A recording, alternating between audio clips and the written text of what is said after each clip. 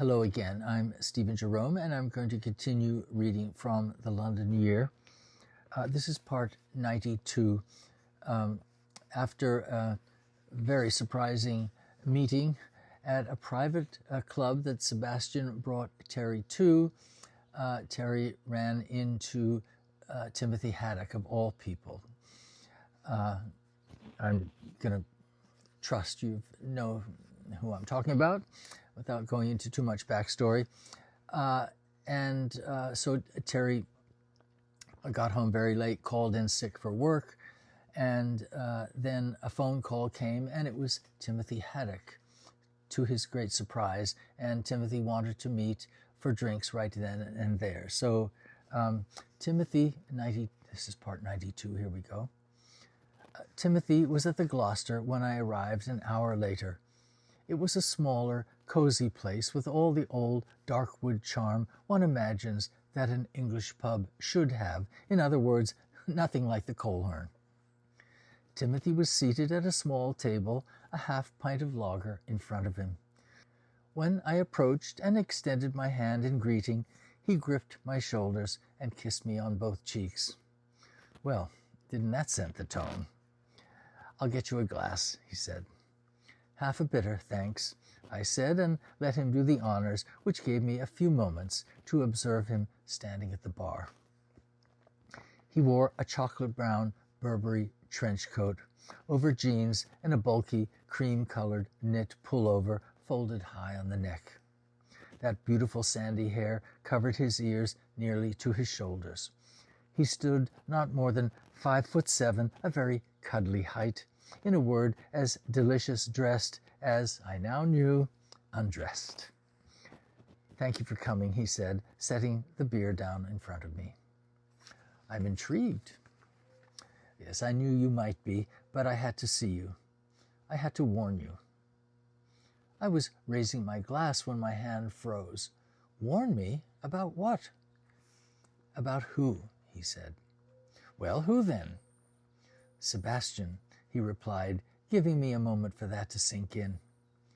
"I don't think you know this, but he was my boyfriend." I studied him for a long moment, not sure if he was serious.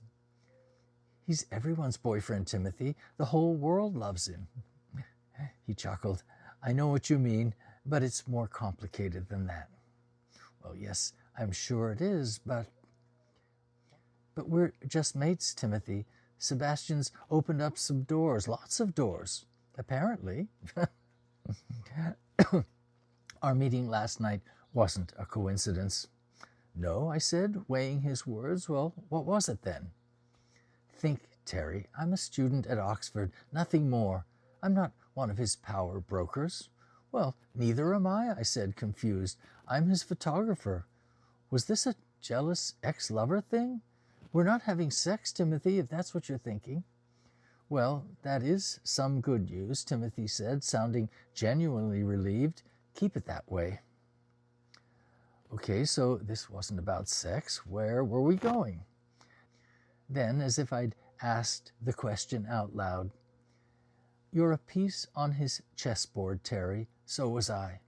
But Sebastian plays to win. He always wins." Suddenly, Tessa's words were ringing in my ears. I started itemizing the connections and some immediate concerns. "Well, does Blanche know about—" "Yes, but it's all been very hush-hush, practically a state secret." "So Tess may or may not know," I said, mulling the potential complications. "Will you say anything?" "Of course not, but you're flirting with trouble, Terry. That's what I'm trying to say. Sebastian will eat you."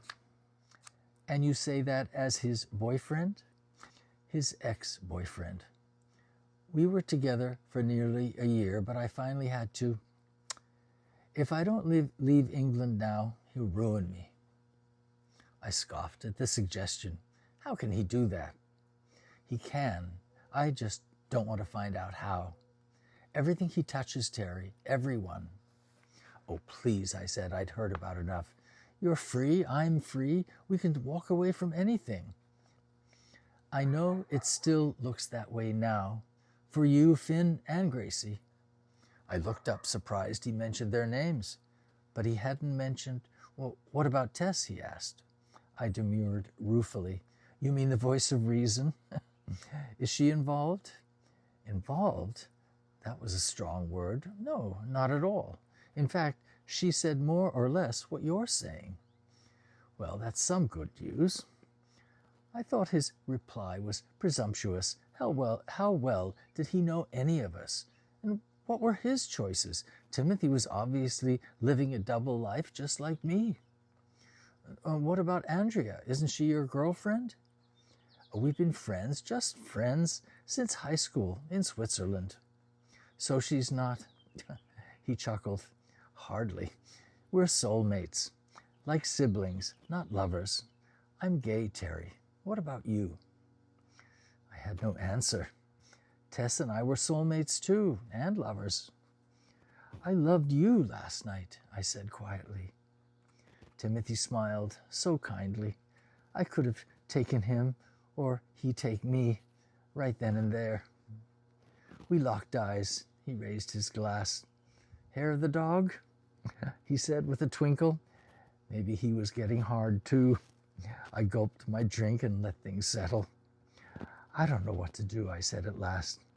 Just be careful. Keep your distance. Can I see you again? Don't, Terry. It's impossible. Why? I said, throwing my dignity out the window. Because I'm leaving for Italy the day after tomorrow. I won't be back anytime soon. But what about Oxford? What about your family? I'll finish my schooling in Rome. My family will visit. They'll just have to understand. But understand what? I pleaded. I'm ready to fall in love with you, Timothy. Idiot that I am. I'd do anything if you'd have me. That's exactly what I said to Sebastian. But he's not gay. Wrong label, mate. He's a chameleon. He's the face staring out that everybody wants to see staring back. He's the dream come true if he touches your life. Why do you think they pay him so much? Why he always gets his way? He's not just a pretty face, Terry. He's a siren. Follow at your peril. And where was he leading you, I must ask, now that we'll be saying goodbye forever? I took a long breath. You know, for a minute there last night, I really thought we had something. He smiled, a pained expression. As my dear sister would say, she will love them when she sees them. They will lose her if they follow. That's Joni Mitchell. The one and only, Timothy replied. But you're not that guy, Timothy, I said. Not to me. But Sebastian is. I was almost ready to let him have me body and soul. Until I realized the face I wanted to see in the mirror was my own, not his. And he didn't like that. So what happened? You might say he threw me to the wolves of my appetites. And yours too, my friend. Neither of us could have been in that no-name club without Sebastian's entree. As soon as I saw you, I knew he was behind it. But, I hesitated, you held on to my hand, like a drowning man. And now? Sebastian has bigger fish to swallow.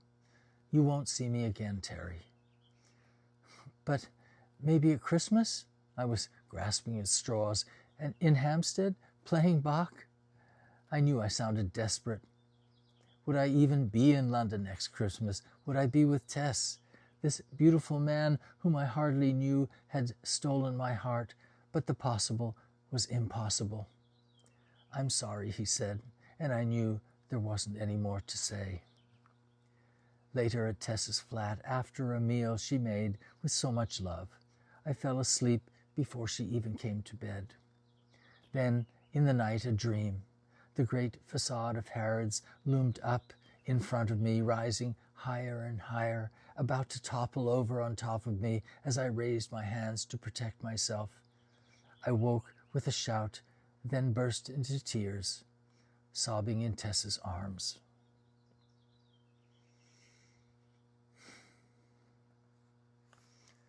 So we'll stop there and continue next time. Thank you for following along.